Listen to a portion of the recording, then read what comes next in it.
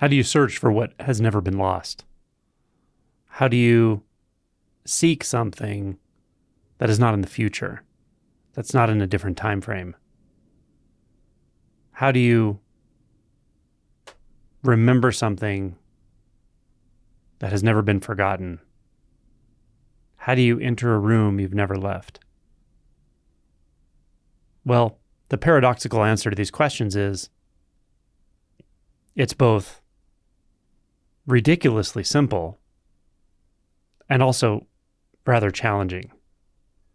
The reason it's rather challenging is simply because there's a lot of momentum of thought. The reason it's extremely simple is it is already the case. What I point to when I talk about awakening, what I point to when I talk about enlightenment, is already simply the case. It's unequivocal. It's clear as day. It's not something that can be lost. It has no beginning and it has no end. It is not subject to time. It is not subject to opinion. It is not subject to doubt. Now, I understand the doubting mind really doesn't like this, because it says something like, well, how do you know? Because maybe you're wrong. Maybe you think you know, but you're wrong. The reason I know this is I get this in comments. The tricky part about this is there's no way I can actually convince you from the standpoint of needing an answer to the conceptual problem of doubt, because it would just be more of the same. It'd be more thoughts, more concepts. What I can do is point you beyond the binding trap of thought, the binding trap of doubt. We don't realize how much doubt is actually operating in our process, in our mind, in our worldview, in our self-view, in our view of spirituality, awakening, whatever. We don't realize how much doubt is built into our experience until we do a certain kind of inquiry, until we're able to really start to dig in and see what the binding nature of thought is about, how it's functioning right now. When we see it in real time, then we can see how we're identified with doubt. We're so identified with the experience of doubting ourselves, of doubting life, of something just not being right about me, which is off base ultimately, because it's not about you, it's about the processing. There's something off, but it's about the processing.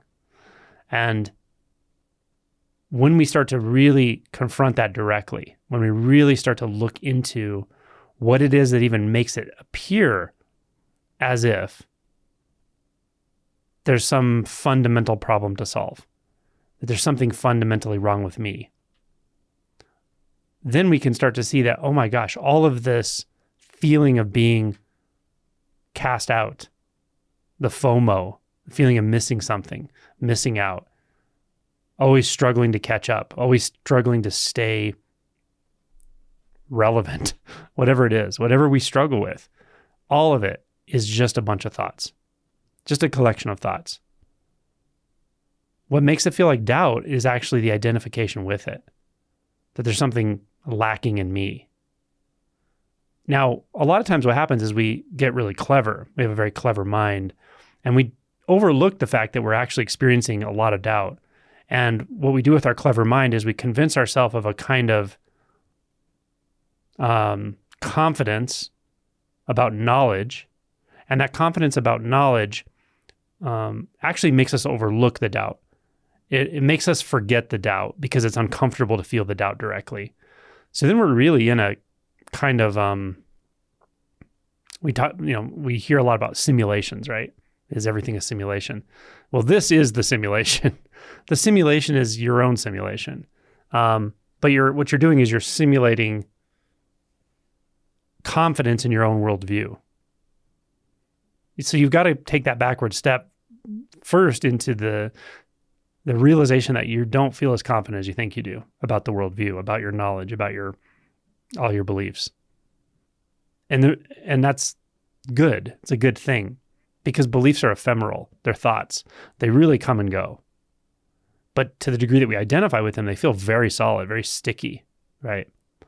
So until we recognize that all of those beliefs and all that foundation of what we think we know, and there's some very sharp minds out there, so that feels very real and very important. But until we really see that all of that is sort of built on quicksand or built on shifting sand, there's no foundation to all of that belief. Then right away we're confronted with a lot of doubt. And then we have the opportunity to see that even the doubt itself is just a bunch of thoughts. So then you don't really need a foundation. You see finally, I don't need a foundation. Now you face a different kind of experience often, some kind of existential, I could say fear, crisis, or just some existential portal. It's going beyond what you're taking yourself to be, going beyond what you think you are right now. And it may be scary, it may not necessarily be scary, but it's definitely noticeable. And it's, it's hard to talk about this, because it's when, I don't know how else to say it, but your foundation is really starting to shake, or the foundation of your experience is really starting to be challenged. Many people, even sensing this, will turn around real quick and go right back into the mind.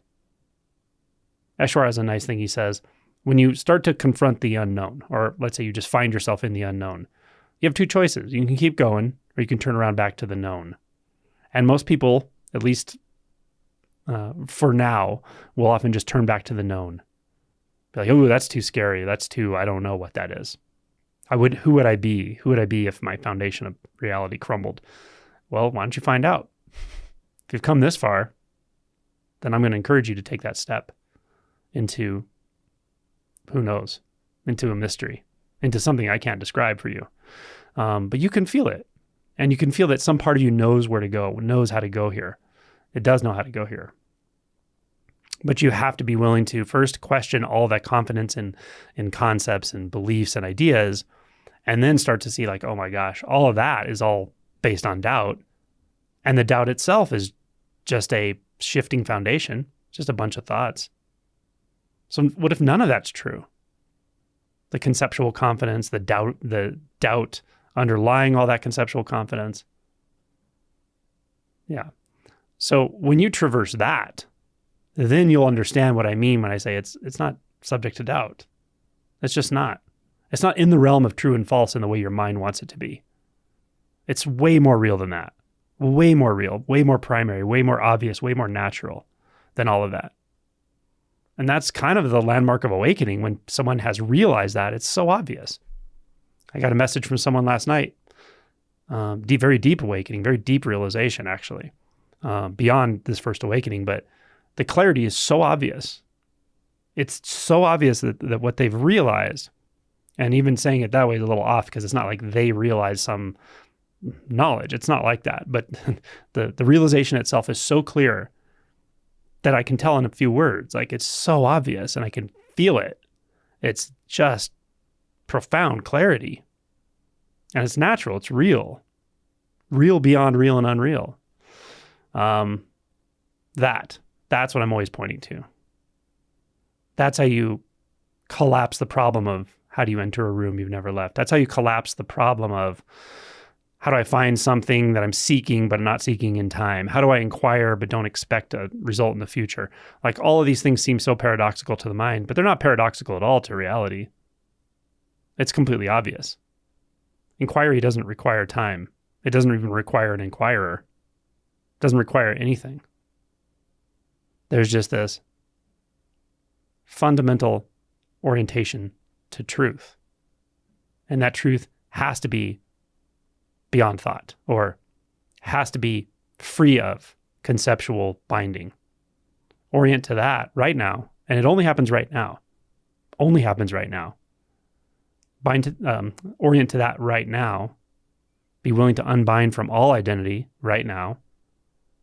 And this doesn't take time. This is not in time. It's not a path in time. This will either land for you right now or it won't. And it's okay either way. You can always come back to it. But it will plant a seed, probably, if you can really let it drop in, if you can feel into what I'm pointing to.